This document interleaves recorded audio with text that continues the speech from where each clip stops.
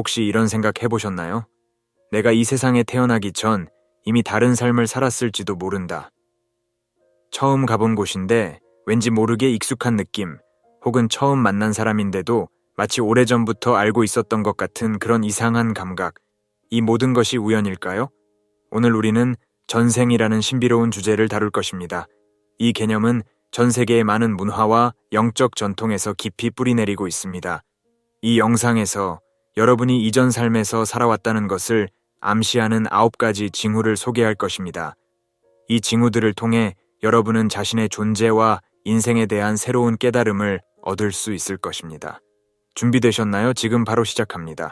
우리의 여정은 데자뷰라는 신비로운 현상으로 시작됩니다.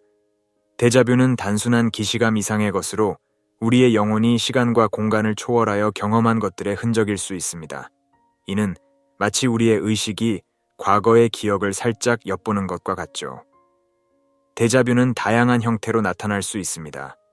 처음 방문한 도시의 거리를 걷다가 갑자기 그곳의 지리를 완벽히 이해하고 있는 자신을 발견할 수도 있고, 처음 만난 사람과 대화를 나누는데 마치 오래된 친구처럼 편안함을 느낄 수도 있습니다. 이런 경험들은 우리의 현재 삶으로는 설명하기 어려운 깊은 친밀감과 연결성을 제공합니다. 과학자들은 데자뷰를 뇌의 일시적인 오류나 기억의 착각으로 설명하려고 합니다. 하지만 전생의 관점에서 보면 이는 우리의 영혼이 이전 삶에서 축적한 경험이 현재의 의식으로 살짝 새어나오는 현상으로 볼 수 있습니다. 이는 마치 두 개의 서로 다른 시간선이 잠시 교차하는 것과 같은 신비로운 경험이죠. 여러분도 한번 생각해 보세요. 특별히 강렬한 데자뷰를 경험한 적이 있나요? 그 순간을 자세히 되새겨 보세요. 그 익숙함의 근원이 어디인지, 그리고 그것이 여러분의 현재 삶과 어떻게 연결되어 있는지 고민해 보는 것도 좋을 것 같아요. 이런 성찰은 우리의 존재에 대한 더 깊은 이해로 이어질 수 있습니다. 이제 우리의 여정을 계속해서 우리 내면 깊숙이 자리 잡은 또 다른 흥미로운 현상으로 눈을 돌려볼까요? 바로 설명할 수 없는 두려움에 대해 이야기해 보려고 합니다. 우리 모두는 때때로 이해하기 어려운 두려움을 경험합니다. 이는 단순한 불안감을 넘어서는 깊고 원초적인 공포를 말합니다. 예를 들어, 물을 한 번도 두려워한 적 없는 사람이 갑자기 깊은 물에 대한 극도의 공포를 느끼거나, 높은 곳에 올라간 경험이 전혀 없는데도 고소공포증에 시달리는 경우가 있죠. 이런 두려움들은 현재 삶의 경험만으로는 설명하기 어려운 경우가 많습니다. 심리학자들은 이런 비이성적인 공포를 포비아라고 부르며 주로 유전적 요인이나 어린 시절의 트라우마로 설명하려고 합니다. 하지만 전생의 관점에서 보면 이런 설명할 수 없는 두려움들은 우리 영혼이 이전 삶에서 겪었던 강렬한 경험의 잔향일 수 있습니다. 예를 들어, 전생에서 물에 빠져 죽은 경험이 있다면 그 기억의 흔적이 현재의 삶에서 설명할 수 없는 물에 대한 공포로 나타날 수 있는 것이죠. 이런 두려움들은 단순히 우리를 괴롭히는 것이 아니라 우리 영혼의 역사에 대한 중요한 단서를 제공할 수 있습니다. 그것은 우리가 겪어온 고난과 성장의 증거이며 우리 존재의 깊이와 복잡성을 보여주는 창문과 같은 역할을 합니다. 이런 두려움을 마주하고 이해하려는 노력은 자기 이해와 성장으로 이어질 수 있습니다. 여러분도 한번 자신의 내면을 들여다보세요. 설명할 수 없는 두려움이 있나요? 그 두려움의 근원이 어디일지 상상해 보세요. 그것이 현재의 삶에서 비롯된 것인지, 아니면 더 오래되고 깊은 곳에서 온 것인지 생각해 보는 것도 좋을 것 같아요. 이런 성찰은 우리 자신과 우리의 영혼의 여정에 대한 새로운 통찰을 제공할 수 있습니다. 자, 이제 우리의 여정을 계속해서 우리의 무의식 세계로 더 깊이 들어가 볼까요? 우리의 꿈속에서 나타나는 전생의 흔적에 대해 이야기해 보려고 합니다. 꿈은 우리의 내면 세계를 들여다볼 수 있는 또 다른 창문이 될 수 있습니다. 꿈은 우리의 무의식이 자유롭게 표현되는 공간입니다. 그 중에서도 특히 반복되는 꿈들은 우리에게 중요한 메시지를 전달하려는 시도일 수 있습니다. 이런 꿈들은 단순한 상상의 산물을 넘어서 우리 영혼의 깊은 곳에 자리 잡은 기억이나 경험의 표현일 수 있죠. 특히 생생하고 현실감 있는 꿈, 그리고 깨어난 후에도 오랫동안 감정이 남는 꿈들은 더욱 주목할 필요가 있습니다. 예를 들어, 한 번도 가본 적 없는 고대 도시의 거리를 걷는 꿈을 반복해서 꾸는 경우가 있을 수 있습니다. 또는 특정한 역사적 사건 속에서 자신이 중요한 역할을 하는 꿈을 자주 꾸기도 합니다. 이런 꿈들은 단순한 상상력의 산물이 아니라 우리의 영혼이 이전 삶에서 겪었던 실제 경험의 재현일 수 있습니다. 마치 우리의 잠재의식이 과거의 기억을 영화처럼 재생하는 것과 같죠. 심리학자 칼 융은 이런 반복되는 꿈을 원형적 꿈이라고 불렀습니다. 그는 이런 꿈들이 개인의 무의식을 넘어서 집단 무의식의 영역에 속한다고 보았죠. 전생의 관점에서 보면 이런 원형적 꿈들은 우리 영혼이 여러 삶을 거치며 축적한 경험과 지혜의 결정체일 수 있습니다. 그것은 우리의 현재 삶의 중요한 통찰과 지침을 제공하려는 우리 내면의 지혜로운 부분의 노력일 수 있습니다. 여러분도 한번 자신의 꿈을 되돌아보세요. 반복해서 꾸는 꿈이 있나요? 그 꿈 속에서 여러분은 어떤 모습인가요? 어떤 감정을 느끼나요? 그리고 그 꿈이 현재의 삶과 어떤 연관성이 있을지 생각해 보세요. 이런 성찰은 우리 자신과 우리의 영혼의 여정에 대한 깊은 이해로 이어질 수 있습니다. 꿈은 우리의 내면 세계로 가는 문이며 그 문을 열어보는 것은 우리 존재의 신비로운 측면을 탐험하는 흥미진진한 여정이 될 수 있습니다. 이제 우리의 여정을 계속해서 우리의 의식 세계로 돌아와 볼까요? 우리가 가진 특별한 재능이나 능력에 대해 이야기해 보려고 합니다. 때로는 우리 자신도 모르는 사이에 특별한 능력을 발견하게 되는데 이것이 전생과 어떤 연관이 있을지 살펴보겠습니다. 우리 모두는 때때로 자신도 설명하기 어려운 특별한 능력이나 재능을 발견합니다. 이는 단순한 타고난 재능을 넘어서는 마치 오랜 시간 동안 연마된 듯한 깊이 있는 기술이나 지식을 말합니다. 예를 들어 악기를 처음 접했는데 놀라울 정도로 빠르게 연주법을 터득하거나 특정 외국어를 처음 배우는데도 마치 모국어처럼 자연스럽게 구사하는 경우가 있죠. 이런 능력들은 현재 삶의 경험만으로는 설명하기 어려운 경우가 많습니다. 심리학자들은 이러한 현상을 잠재적 재능이나 유전적 기질로 설명하려고 합니다. 그러나 전생의 관점에서 보면 설명할 수 없는 이러한 능력들은 우리 영혼이 이전 삶에서 갈고 닦은 기술이나 지식의 연장선일 수 있습니다.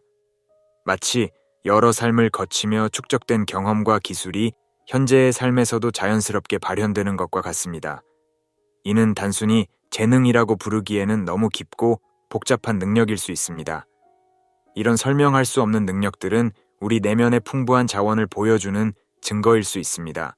그것은 우리가 생각하는 것보다 훨씬 더 많은 잠재력과 가능성을 지니고 있다는 것을 암시합니다. 이런 능력을 발견하고 발전시키는 과정은 우리 자신과 우리의 영혼의 여정에 대한 더 깊은 이해로 이어질 수 있습니다. 그것은 마치 우리 내면의 보물창고를 열어보는 것과 같은 흥미진진한 경험이 될 수 있죠. 여러분도 한번 자신의 특별한 능력에 대해 생각해 보세요. 특별한 노력 없이도 자연스럽게 잘하는 것이 있나요? 그 능력이 어디서 왔을지, 그리고 그것이 여러분의 현재 삶과 어떻게 연결되어 있는지 고민해 보는 것도 좋을 것 같아요. 이런 성찰은 우리 자신의 잠재력과 가능성에 대한 새로운 인식으로 이어질 수 있습니다. 이제 우리의 여정을 계속해서 더욱 특별하고 희귀한 능력으로 눈을 돌려볼까요? 바로 제노글로시아라는 현상에 대해 이야기해 보려고 합니다. 이는 우리의 언어 능력과 전생의 연관성을 보여주는 아주 흥미로운 현상입니다. 제노글로시아는 한 번도 배운 적 없는 언어를 갑자기 말하거나 이해할 수 있는 현상을 말합니다. 이는 정말 희귀하고 신비로운 현상으로 과학적으로 설명하기 어려운 경우가 많습니다. 예를 들어 평생 영어권 국가에서만 살아온 사람이 갑자기 유창한 중국어를 구사하거나 고대 언어를 한 번도 배운 적 없는데도 완벽하게 이해하는 경우가 있죠. 언어학자들과 심리학자들은 이런 현상을 은닉기억기나 잠재의식적 학습으로 설명하려고 합니다. 하지만 이런 설명으로는 완전히 새로운 언어를 순식간에 습득하는 현상을 충분히 이해하기 어렵습니다. 전생의 관점에서 보면 제노글로시아는 우리의 영혼이 이전 삶에서 사용했던 언어의 기억이 현재의 의식으로 갑자기 떠오르는 현상으로 볼 수 있습니다. 이런 현상은 우리의 의식과 무의식, 그리고 영혼의 기억 사이의 복잡한 상호작용을 보여줍니다. 그것은 우리의 존재가 현재의 삶과 경험을 넘어서는 더 큰 차원의 것일 수 있다는 것을 암시합니다. 제노글로시아는 마치 우리 내면의 시간 캡슐이 갑자기 열리면서 과거의 언어적 경험과 지식이 현재로 쏟아져 나오는 것과 같은 신비로운 경험이라고 할 수 있죠. 물론 대부분의 사람들은 이렇게 극적인 제노글로시아를 경험하지는 않습니다. 하지만 우리 모두가 어떤 언어에 대해 설명할 수 없는 친밀감을 느낀 적이 있을 거예요. 특정 외국어를 들었을 때 왠지 모르게 편안함을 느끼거나 처음 배우는 언어인데도 이상하리만치 빨리 습득하는 경우가 있죠. 이런 경험들도 넓은 의미에서 제노글로시아의 일종으로 볼 수 있습니다. 이제 우리의 여정을 계속해서 우리의 내면 세계에서 외부 세계로 시선을 돌려볼까요? 특정 문화나 역사적 시기에 대한 강한 끌림에 대해 이야기해 보려고 합니다. 이는 우리의 영혼이 거쳐온 여정의 흔적을 보여주는 또 다른 흥미로운 징후일 수 있습니다. 우리 모두는 때때로 특정 문화나 역사적 시기에 대해 설명할 수 없는 강한 매력을 느낍니다. 이는 단순한 호기심이나 학문적 관심을 넘어서는 마치 그곳이 자신의 고향인 것처럼 느껴지는 깊은 애착을 말합니다. 예를 들어 고대 이집트 문명에 대해 비정상적으로 깊은 관심을 가지거나 특정 시대의 음악이나 예술에 강한 감동을 받는 경우가 있죠. 또는 한 번도 가본 적 없는 나라에 대해 강한 향수를 느끼는 경우도 있습니다. 역사학자들이나 문화인류학자들은 이런 현상을 문화적 동경이나 역사적 로맨티시즘으로 설명하려고 합니다. 하지만 이런 설명으로는 때때로 나타나는 비정상적으로 강렬하고 구체적인 애착을 완전히 이해하기 어렵습니다. 전생의 관점에서 보면 이런 강한 끌림은 우리의 영혼이 이전 삶에서 경험했던 시간과 공간에 대한 무의식적 기억의 표현일 수 있습니다. 이런 끌림은 우리의 영혼이 거쳐온 다양한 경험과 여정을 암시합니다. 그것은 우리의 존재가 현재의 시간과 공간을 넘어서는 더 큰 차원의 것일 수 있다는 것을 보여줍니다. 특정 문화나 시대에 대한 강한 애착은 마치 우리 영혼의 고향을 그리워하는 것과 같은 깊은 감정적 경험이 될 수 있죠. 여러분도 한번 생각해 보세요. 특별히 끌리는 문화나 시대가 있나요? 그곳에 대해 어떤 감정을 느끼나요? 그리고 그 끌림이 현재의 삶과 어떤 연관성이 있을지 고민해 보는 것도 좋을 것 같아요.